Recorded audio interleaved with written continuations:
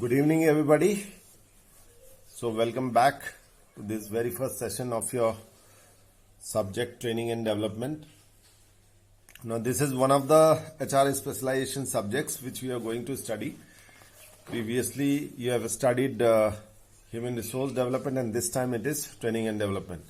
Now, in my earlier lecture, wherein I explained the syllabus and all, I emphasized upon that training is an inherent and very important aspect of our everyday organizational functioning. And without training, you cannot upgrade the skills of a person. So, whenever we talk of training, we are talking of development as well, right? So, training and development is a part and parcel for every organization. It is very vital activity in the organization because any kind of upgradation is only possible through your training, and further development is also possible only through training only. So training is also a subdivision of human resource development. This thing we have already studied in your last subject HRD, wherein we have emphasized upon the importance of training. And behind the success of an organization, it is a well-trained and experienced human resources. You talk of any organization, you will find that its success lies in the competency of its employees, and the competency of course is developed through the well-trained people, and that is through the well-organized training program within the organization.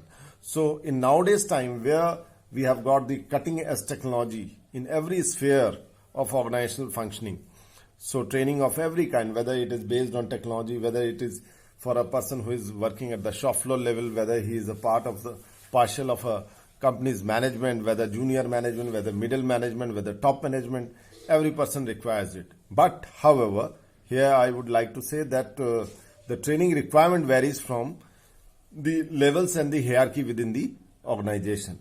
So further it says, for survival of an organization, training and development programs are essentially required. So the inevitability of training is emphasized in order to survive in this cutthroat competition of today's technologically driven organization. It is very essential that people keep on upgrading themselves, their skills, their abilities, their knowledge on a regular basis. In HRD, we have already talked about skill, knowledge and ability. So in order to hone those, definitely we need training, right? Then training is important for an organization to keep the skill of the employees updated as a result of technological advancement, as I already emphasized upon. Even if the skills are present in an employee, it can be sharpened and can be made more effective through the training. You see, people are having various level of potential. You cannot say that everybody is having the same level of potential, but whatever level of potential he do have, he can be further upgraded by providing the required kind of training. Here we are talking today in general, right? In the later lectures, I will speak about various latest kind of trainings which are imparted to a employee in order to keep on upgrading him on a continuous basis. Therefore, in today's scenario, the requirement of the training and development program for an organization is inevitable. Obviously inevitable because it is essentially required at every level within the hierarchy of the organization and in order to stay competitive in the market. Now there are few definitions. One is given by Edward Flipo. Now Flipo has said that training is the act of increasing the knowledge and skill of an employee for doing a particular job. So when we break down the work of a particular person, we talk in terms of job being done by that particular person. So in order to be effective in his given job, for example, somebody is a computer operator. So now he needs to be skillful in his whatever job he is delivering. Similarly, a person who is working at the shop floor level, he should be skillful enough just to execute his technical job. Similarly, for a managerial person, he needs to be competent enough just to control the human resources to extract work out of his subordinates and all. So that is to say that according to Flipo, he is emphasizing upon the knowledge and skill of an employee for doing a particular job. So every job has its own requirement, whether be managerial requirement, whether at the shop floor requirement, wherever you may talk about.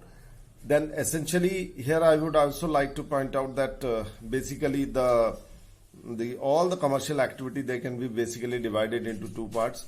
One is the product base, right? The physical product base, and they're based on the service. So either the an organization is delivering services or producing goods. So whatever kind of organization be, essentially knowledge and skills are required everywhere. So Filippo is understood. Then Campbell has said training courses are typically designed for short-term purpose, such as operation of some machine, while development involves broader education for a long-time purpose. You see, I would like to say upon this that training can be just like one of the stepping ladders, right? Ultimately, how you develop yourself in the long run, it will all depend upon these short bits of training being imparted to you. एक इंसान को training अलग अलग stages में इस साल मिली, अगले साल मिली, उससे अगले साल मिली, and there is the accumulation of all this training, and that really develops that particular person. That is to say, training can be into bits and pieces, but development is a holistic and long term, right? Then training involves acquiring and learning new skills, abilities and habits, knowledge, behavior, etc.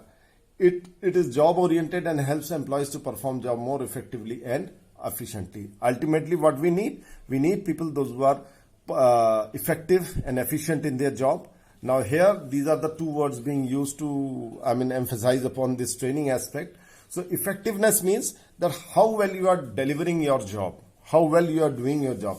Efficiency is essentially a scientific term that we use, and it is basically linked with your timing also. You are efficient if you finish a job.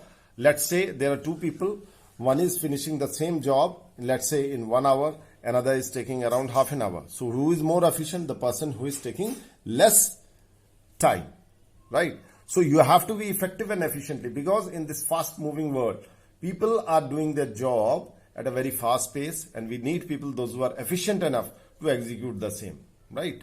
Then training and development differs in the following waves: learning dimensions, training and development.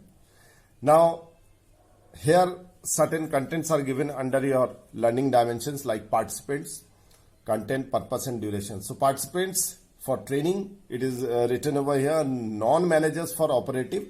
Operative means people those who are technical in nature, working at the shop floor level. Let's say it's a manufacturing setup, so they are working on manufacturing, they are working in a manufacturing unit, they are working on machines to produce goods. Similarly, development is for the management and executive class people. However, this is not a straight-jacketed kind of compartmentalization.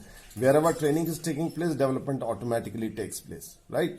Then content-wise, technical or mechanical operations, that is there, and theoretical conceptual skill is for development. So you can say that the training essentially for the shop floor level is more technically oriented, whereas the development is more theoretically oriented, and it works better in case of managerial or executive class of people, wherein conceptual knowledge is more required in order to control the people, in order to extract job out of the subordinates. So it is more development oriented, right? Because they are the decision makers. Why? Because the managers and executives, they are the decision makers, whereas the actual technical execution of the work is done by the people at the lower level or at the shop floor level. The purpose is to execute a specific job related skill, whereas for a manager it is general knowledge. General knowledge in the sense he has to have a wider knowledge in order to motivate people, in order to take work out of people, in order to guide them, instruct them, right? Have a control and command over the people, those who are working under him. And the duration, so for training is considered short term, whereas development is long term.